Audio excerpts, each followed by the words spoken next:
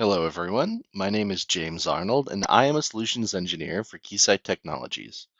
Today, I want to show you how to run a sustained island test in our SL1221A P-Hill-based anti-islanding compliance test software. This test is the first step in certifying a device against IEEE 1547.1-2020 and UL 1741 SB. All right, so we're about ready to get started. Our panels are set up, our test plan is set up, and our bench resources are all set up, so our instrumentation is ready. So we'll go ahead and hit the green play button here. Then the first thing we'll get is this equipment screening results panel. This will basically look and tell us if our hardware setup is valid for the test that we're going to run, or really for the whole suite. So we pass there. We're going to go ahead and hit close here and proceed. Now we're applying AC power, so we'll see in the test step status panel that our AC power will be applied first, and then we'll be prompted to program the EUT. I've already programmed mine, so I'll just hit OK here. And then we'll be prompted for one more bit of programming, which actually would be done automatically via Sunspec Modbus. If we were using it, I'm using a manually controlled EUT here, however.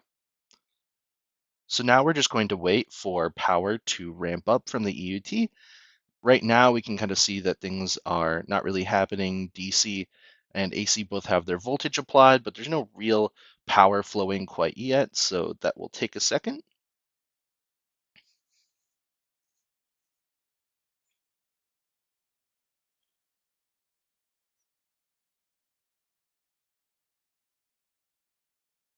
All right, things are beginning to ramp up, and then we're going to start fast forwarding through this section because it does take a little bit of time.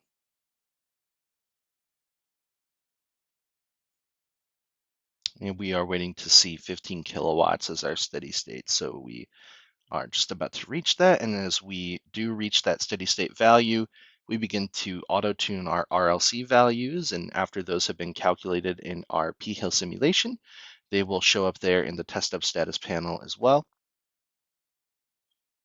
So now that they're up, these are going to be applied as an island in just a little bit here. And as we can see, we've now entered our island. Everything is still real time, so we can see the frequency dropped just a teensy bit, but otherwise everything is pretty much the same as it was pre-island. And in just a little bit, we're going to power off as the test finishes up.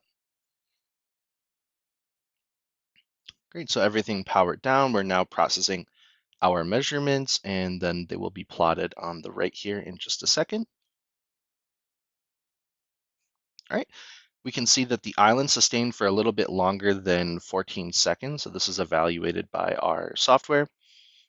And the minimum duration for a sustained island is 10 seconds. So since we got over that, this is indeed a pass. And now we can take a look at some other plots by clicking on the drop down at the top here. And we can take a look at, for instance, our RMS values. So we can see the frequency at time of island drifted down a little bit, and the voltage stayed pretty much rock steady. So we can see that this was a pretty stable island and that we were able to sustain it nicely for over 10 seconds. Now we can also take a look at instantaneous voltage and current, but there were no deviations, and this is pretty high sample rate, so we can't really see anything on this particular graph. Now, if we did want to take a closer look, we do have our CSV files that we have saved, so we could go into those and plot those in another software like Excel or whatever data analysis tool you would like to use. But otherwise, that's all I wanted to show for today, so thanks everyone for watching and happy testing.